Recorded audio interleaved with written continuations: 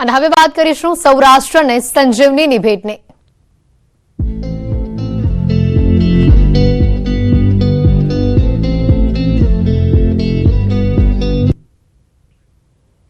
રાજકોટમાં એમ્સના લોકાર્પણ બાદ પ્રધાનમંત્રી મોદીએ રોડ શો યોજ્યો છે। જૂના એરપોર્ટથી રોડ શો યોજીને પીએમ મોદી રેસકોર્સ ગ્રાઉન્ડ ખાતે પહોંચ્યા, જ્યાં તેમની જનસભા યોજાઈ રહી છે। પીએમ મોદી 3200 કરોડથી વધુના વિકાસ કાર્યોની ભેટ આપવા માટે પહોંચ્યા છે। રાજકોટથી આ દ્રશ્યો આપણે બતાવી રહ્યા છે, જ્યાં મોટી સંખ્યામાં જનમેદની પીએમ મોદીને સાંભળવા માટે, તેઓની ઝલક મેળવવા માટે પહોંચી છે।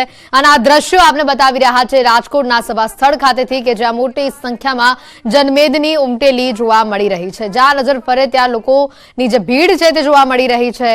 હાલ સભા સ્થળ ખાતે મંચ ઉપર પીએમ મોદી બિરાજમાન થઈ ચૂક્યા છે અને થોડીક જ વારમાં તેઓ સભાને સંબોધવાના છે।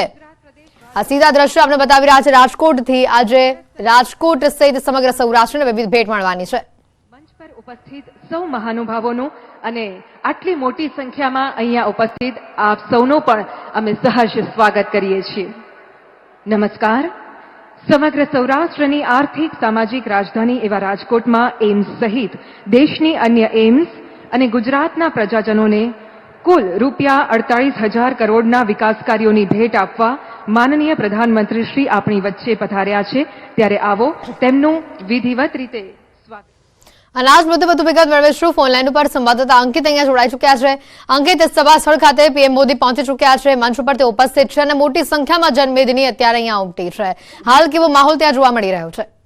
ચોક્કસ, ખાસ કરીને વાત કરવામાં આવે તો વડાપ્રધાન જ્યારે કે 2 દિવસની રાજકોટ સહિત ગુજરાતની મુલાકાતે છે, ત્યારે એક ખૂબ જ મોટો સહયોગ છે તે પણ ઉભો થયો છે। 24 ફેબ્રુઆરી એક એવો દિવસ છે જે ગઈકાલે જ, કે જ્યારે વડાપ્રધાને પોતાની સંસદીય કાળની જ્યારે પ્રથમ ચૂંટણી લડી હતી અને પ્રથમ ચૂંટણી તેઓ રાજકોટ શહેર જે પશ્ચિમ વિધાનસભા એટલે કે વિધાનસભા ક્ષેત્ર 19 અને જે રાજકોટ 2 થી પણ ઓળખવામાં આવે છે, કે જ્યાં તેઓએ 22 વર્ષ પહેલા ચૂંટણી જીતી હતી અને ગઈકાલે 22 વર્ષ છે તેમના પૂર્ણ થયા છે। અને વડાપ્રધાને રાજકોટની મુલાકાતે આવે તે પૂર્વે જ પોતાના ટ્વિટર હેન્ડલ ઉપર ટ્વીટ કર્યું હતું અને સાથોસાથ જણાવ્યું હતું કે રાજકોટનું તેમના હૃદયમાં એક આગવું અને ખાસ સ્થાન છે। વાત કરવામાં આવે તો વડાપ્રધાન જ્યારે ગુજરાતના મુખ્યમંત્રી હતા ત્યારે પણ તેઓએ રાજકોટને સવિશેષ ભેટ આપી હતી અને આજે જ્યારે કે તેઓ વડાપ્રધાન બન્યા છે, વડાપ્રધાન બન્યા બાદ આજની તેમની 8મી મુલાકાત છે અને દ્રશ્યોમાં પણ જોઈ શકાય છે કે વડાપ્રધાનને એમ્સની જે પ્રતિકૃતિ છે તેની જે ભેટ છે તે આપવામાં આવી છે। ગુજરાતની પ્રથમ એમ્સ છે તે રાજકોટના પરાપીપળિયા ખાતે છે તે બનાવવામાં આવી છે। વડાપ્રધાન દ્વારા ₹48,000 કરોડના વિકાસ કાર્યોની ભેટ છે તે રાજકોટ સહિત સમગ્ર સૌરાષ્ટ્ર વાસીઓને આપવામાં છે તે આવશે। સાથોસાથ દ્રશ્યોમાં પણ જોઈ શકાય છે કે કેન્દ્રીય આરોગ્ય મંત્રી મનસુખ માંડવિયા દ્વારા સાથોસાથ પૂર્વ મુખ્યમંત્રી વિજય રૂપાણી તેમજ પૂર્વ રાજ્યપાલ વજુભાઈ વાળા દ્વારા અત્યારે જે સ્મૃતિ ચિત્ર છે તે હાલ અત્યારે ભેટમાં આપવામાં આવ્યું છે। અંદાજિત 1 લાખથી પણ વધુ લોકો છે તે હાલ અત્યારે સભા સ્થળ ખાતે હાજર છે। થોડીક જ વાર પૂર્વે વડાપ્રધાનનો જૂના એરપોર્ટ ખાતેથી કહી શકાય કે જે રેસકોર્સ જનસભાનું જે જગ્યાએ આયોજન કરવામાં આવ્યું છે ત્યાં 800 મીટરનો રોડ શો યોજવામાં આવ્યો હતો। મોટી સંખ્યાની અંદર રોડ શોમાં છે તે રાજકોટ શહેરીજનો છે તે ઉમટી પડ્યા હતા અને હાલ અત્યારે સાંસદ મોહન કુંડારિયા દ્વારા છે, સાથોસાથ રાજ્યસભાના જે સાંસદ છે જે રામભાઈ મોકરિયા છે, રાજેશ ચુડાસમા છે, તે તમામ દ્વારા વડાપ્રધાન નરેન્દ્ર મોદીનું છે તે શાલ ઓઢાડીને સ્વાગત છે તે કરવામાં આવ્યું છે। સાથોસાથ રાજકોટ શહેર અને જિલ્લાની જે 8 વિધાનસભા છે તમામ જે ધારાસભ્યો દ્વારા પણ હાલ અત્યારે વડાપ્રધાન નરેન્દ્ર મોદીનું છે તે સ્વાગત કરવામાં આવી રહ્યું છે। તેમાં કુંવરજી બાવળિયા પણ જોવા મળી રહ્યા છે, સાથોસાથ જયેશ રાદડિયા જોવા મળી રહ્યા છે, ઉદય કાનગડ, દર્શિતા શાહ પણ હાલ અત્યારે વડાપ્રધાનને સ્મૃતિ ચિહ્ન ભેટમાં આપતા હોય તે દ્રશ્યોમાં છે તે જોઈ શકાય છે। જી અંકિત, કરોડોના વિકાસ કાર્યોની ભેટ આજે રાજકોટ સહિત સમગ્ર સૌરાષ્ટ્રવાસીઓને મળવાની છે। વિવિધ કામોનું લોકાર્પણ ખાતમુહૂર્ત પીએમ મોદીના હસ્તે કહી શકાય 3800 કરોડથી વધુના વિકાસ કાર્યોની ભેટ આજે મળવાની છે। કયા કામો તેમાં આવરી લેવાયા છે? ચોક્કસ, ખાસ કરીને વાત કરવામાં તો ₹48,000 કરોડના વિકાસ કાર્યોનું છે તે લોકાર્પણ તેમજ શિલાન્યાસ છે તે કરવામાં આવશે।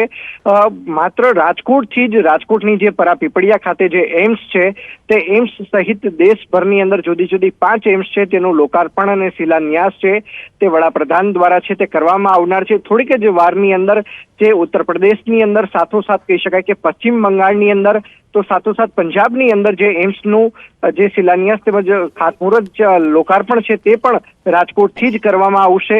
હાલ અત્યારે જોઈ શકાય છે કે જે જનાના હોસ્પિટલ બની છે રૂપિયા 121 કરોડના ખર્ચે, તેની પ્રતિકૃતિ છે તે રાજકોટ શહેર ભાજપના હોદ્દેદારો દ્વારા છે તે આપવામાં આવી રહી છે. બીજી તરફ 48,000 કરોડના જો લોકાર્પણની જો વાત કરવામાં આવે તો દ્રશ્યોમાં પણ જોઈ શકાય છે કે ગુજરાત પ્રદેશ ભાજપ ઉપાધ્યક્ષ ભરત બોઘરા દ્વારા જે પરંપરાગત કાઠિયાવાડી જે કહી શકાય કે પાઘડી છે તે ખાસ કરીને હાલ અત્યારે વડાપ્રધાન નરેન્દ્ર મોદીને છે તે પહેરાવવામાં આવી છે. હાલ અત્યારે દ્રશ્યોમાં જોઈ શકાય છે કે રાજકોટ જિલ્લા ભાજપના હોદ્દેદારો છે તેમના દ્વારા પણ વડાપ્રધાનનું છે તે સ્વાગત કરવામાં આવી રહ્યું છે. જે 48,000 કાર્યોના લોકાર્પણની જે વાત છે તેની અંદર રેલવે વિભાગના પ્રોજેક્ટ છે, સાથોસાથ વોટર વર્ક્સ વિભાગના પ્રોજેક્ટ છે, સાથોસાથ નેશનલ હાઈવેના પ્રોજેક્ટનો પણ સમાવેશ કરવામાં આવ્યો છે.